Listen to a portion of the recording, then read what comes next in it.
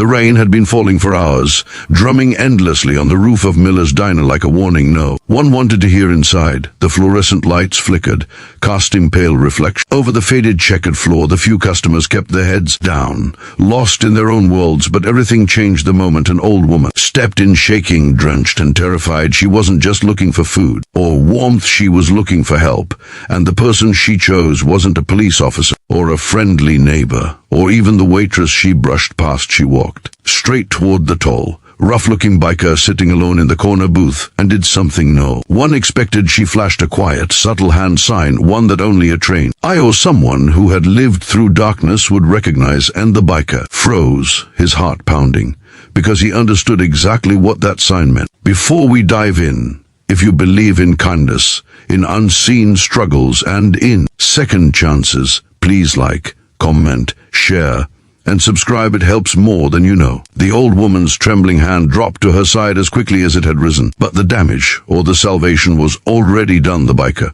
a man named Cole Maddox, felt the cold rush of adrenaline sweep through him. He had seen that sign before years ago, at a shelter he volunteered for while rebuilding his life. Victims of domestic abuse were taught that very same gesture. It was simple, palm open, thumb folded, fingers closed, a sign that silently begged for rescue, a sign used when the voice was stolen by fear. Cole didn't move right away. He watched her carefully, as if reading a language only the broken understood. Her thin shoulders trembled beneath a wet cardigan, and her eyes, wet and glassy, never once turned toward the man sitting 2 booths away, a man whose jaw clenched every time she breathed. Wrong. He was pretending to read a menu, but his gaze kept darting toward her with a coldness that made Cole's muscles tighten. Something was wrong, very wrong.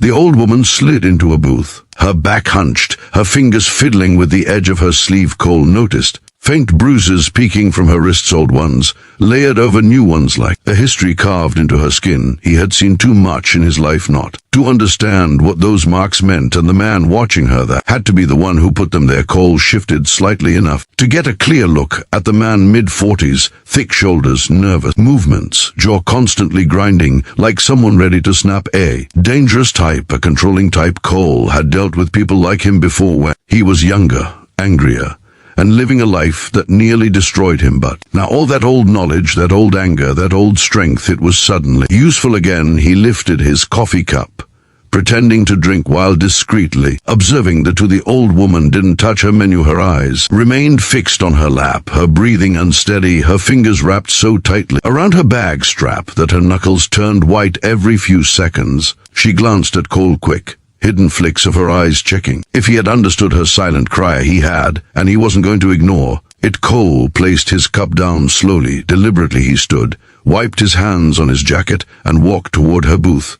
Not directly, not suspiciously, but with a casual confidence that didn't draw attention. As he passed by, he dropped his keys on the floor loud enough to make her look up. In that moment, he leaned down, picked them up, and whispered so quietly that only she could hear, "I saw your sign, you're safe now." Her eyes widened, a tear fell, but she didn't wipe it away. She only nodded once, barely. The man watching her stiffened instantly, sensing the shift. Cole straightened and moved back toward his own booth, but his hand brushed the hidden chain wallet in his pocket, a habit from his biker days. It steadied him. He felt the old strength return. The man in the corner stood abruptly, slamming his menu down. He walked out of the diner without ordering anything, his steps uneven, like he was struggling with rage. Cole's instincts sharpened. The danger wasn't gone, it was waiting. Moments later, the old woman quietly collected her purse and rose from her seat, but as she passed Cole's table, her hand brushed his sleeve. Another silent plea, she whispered, "Please, follow me home. I can't go in alone." Cole nodded. Once she walked out into the rain, her frail body swallowed by the storm. Cole followed at a distance, not enough to scare her, but enough to protect. The parking lot was nearly empty, the air thick with the smell of wet asphalt. Streetlights flickered in the wind. The old woman moved slowly, glancing over her shoulder, her breath visible in the cold night. Cole's boots splashed through puddles as he shadowed her, one hand on the keys of his motorcycle, the other on the small knife he carried for emergencies. But he didn't need to wait long. A dark sedan sat near the edge of the lot, engine running. The same man from the diner leaned against the side, smoking, watching her like a predator waiting for its prey to walk into the trap. Cole's jaw tightened. The old woman paused. When she saw him, her knees buckled slightly. She whispered, more to herself than anyone else, I knew he'd follow me. Cole stepped forward just enough for the man to notice. The smoker's eyes narrowed, recognizing Cole as the bike who had spoken to her. He spat on the ground, threw his cigarette and climbed into his car. The sedan engine growled loudly, then slowly rolled away, but not far. It parked across the street,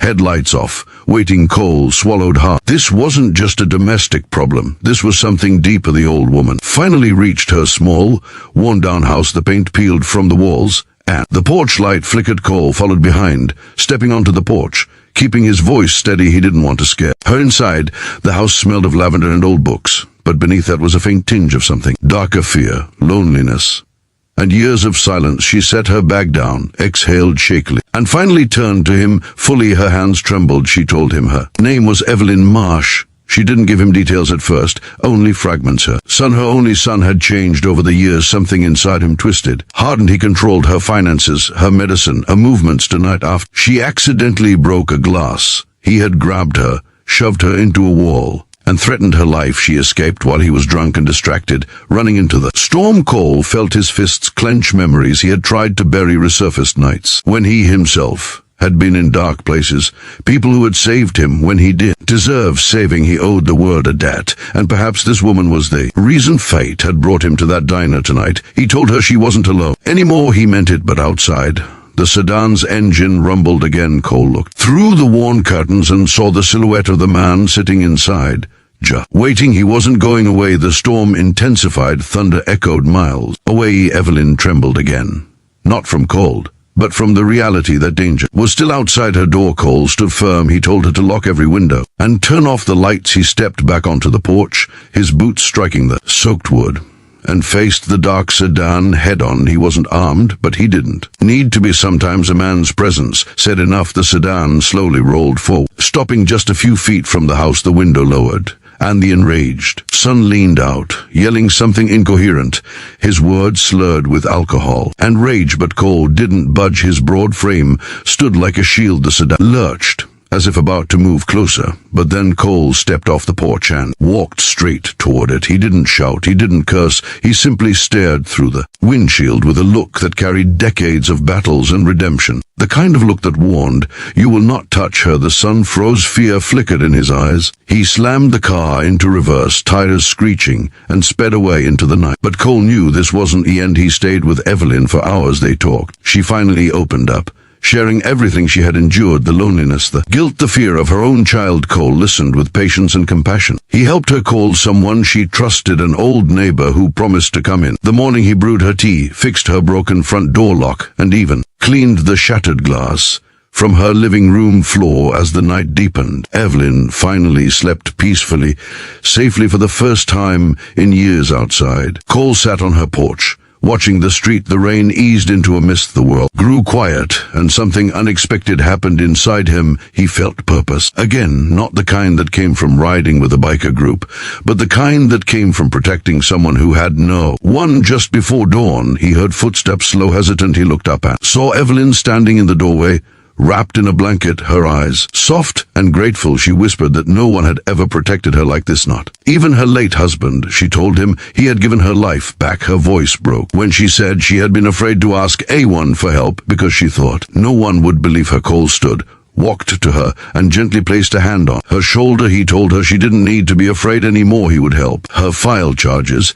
He would help her get a protective order. He would help her reclaim her freedom. The sun rose slowly, painting the sky with gold. Evelyn looked out at it and said she hadn't seen a sunrise without fear in years. And for Cole, something inside him healed too. If this story has touched your heart so far, please don't forget to like, comment, share, and subscribe. Your support truly keeps stories like this alive. Evelyn asked Cole one last thing before he left. She asked him what made him understand the hand sign so quickly. Cole hesitated at first, but then he told her the truth: how he had once been a man headed down a dark road, how a stranger had saved him with compassion, and how he vowed he would do the same for others whenever life gave him the chance. Evelyn listened, Tears in her eyes, she said he was proof that broken people can still become protectors, that kindness can still be found in unexpected places. Cole smiled softly. He told her that strength wasn't about fists or fury, it was about standing between someone and the thing that tries to destroy them. Before leaving, he gave her a small card from a local biker charity group that helped vulnerable people. He told her she now had a whole community behind her. She reached out, squeezed his hand with surprise, strength, and whispered,